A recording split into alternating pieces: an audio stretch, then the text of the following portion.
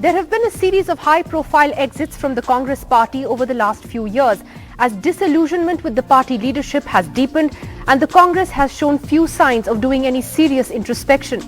One of the Congress's most senior leaders, former Union Minister and Lok Sabha MP Manish Tewari, also appears to be unsettled.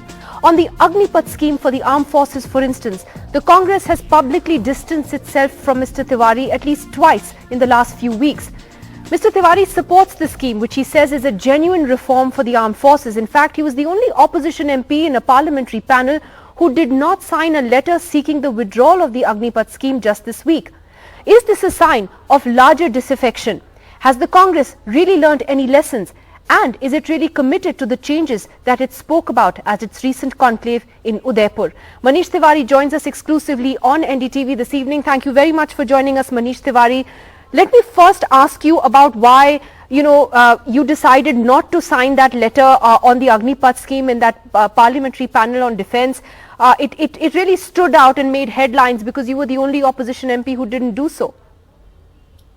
Well, thank you, Nidhi, for having me on your show. It's always a pleasure to be on this show. I like the word unsettled, quote unquote. But unfortunately, sorry to disappoint you, but that's not the case.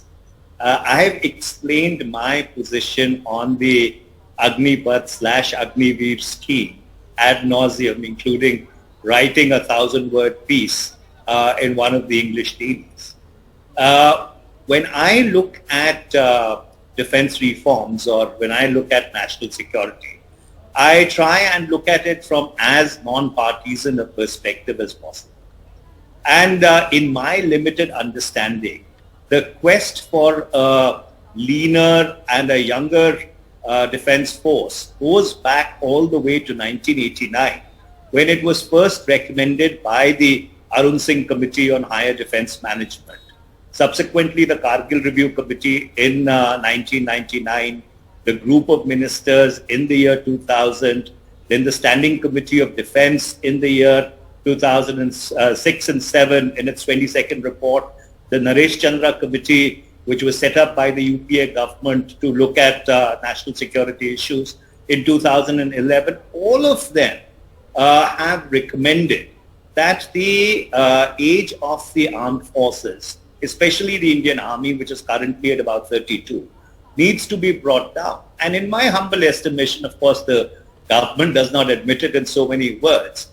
This particular reform measure or initiative which has been taken would undoubtedly lower the age profile. More importantly, it would right-size the armed forces, because if you... But of course, Manish Tewari, merits of the scheme aside, the reason why your views are making headlines is because they are at such a dissonance with your party's official line. So much so that they've issued public statements now saying that this is not the party's point of view. As a former union minister, as a senior member of parliament, don't you think that raises eyebrows, that things are not okay? Well, in a democracy, Nidhi, I think as a member of parliament, I am definitely entitled to a point of view, which I think is both germane and constructive.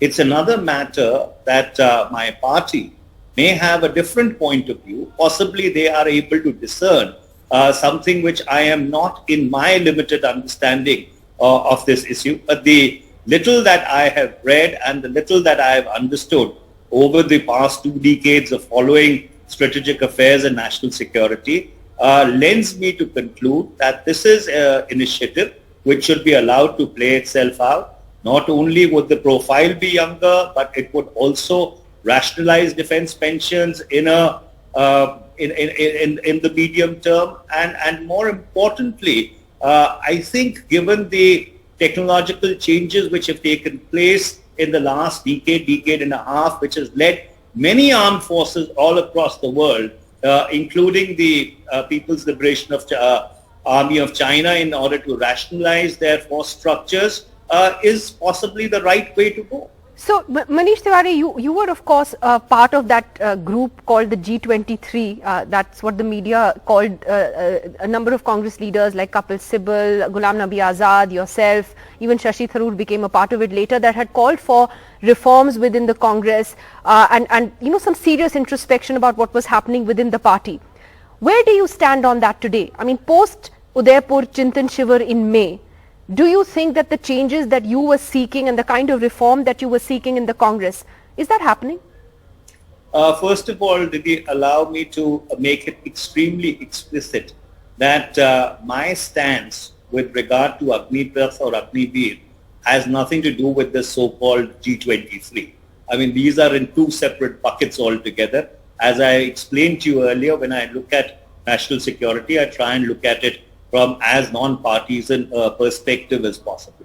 Number two, coming to the question which you raised, we have articulated our concerns, we've reiterated them, and currently as we speak, there is an organizational election process which is playing itself out in the Congress party.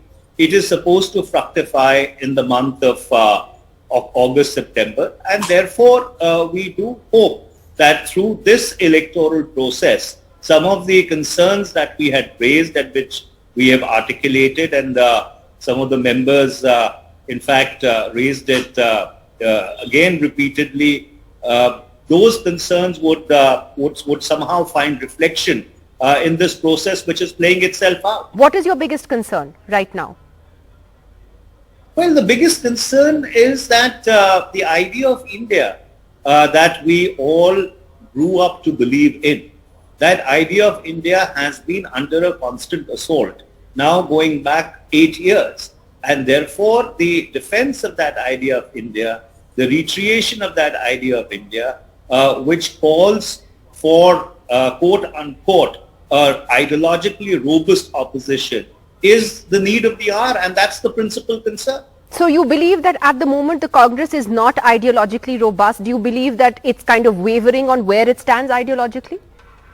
Well, I did not say that. Those are your words. All I'm saying is that at a point in time, when you find that the founding idea of India is under a challenge, and it is under a serious challenge, in fact, you almost feel as if the logic of partition is being validated 7 decades down the line in India. There is a need to stand firm and to re-articulate those values in order to re-emphasize those values, because they are not only the founding values of the Indian National Congress, but they are also the founding values on which this republic stands. And those are the values which were incorporated. Sure, but what does the Congress need to reclaim the narrative is the question. I'm asking you this question on a day when we're hearing that Rahul Gandhi has flown abroad for yet another personal trip again.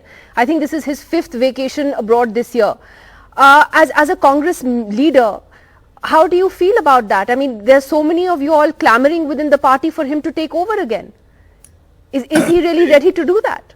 Well, first of all, I'm not aware whether Mr. Gandhi is in India or he has gone abroad, and if he has done so, he must be having valid reasons for doing so.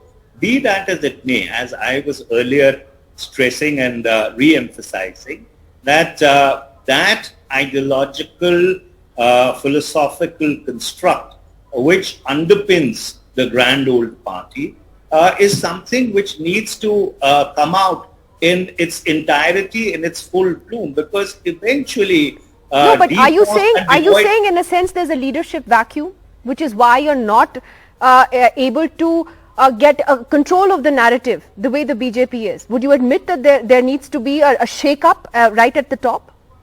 Well, I think it's not about getting control of the narrative, because, you know, that's really a very pedestrian way of looking at it, if I could use that word. I think the challenge is much larger, the challenge is much greater, and if you allow me to go back a little in time, you see, in 1947, post the partition. No, Manish, don't go back to 1947. I go back to it later. I'm simply asking you, does the Congress, really need to look at a drastic shake-up of its leadership right at the top? Yes or no? As someone who has seen your own colleagues exit the party one by one, and you know that not everybody is doing it because, you know, they have only personal ambitions. Many of them have felt ignored, sidelined, not taken for granted.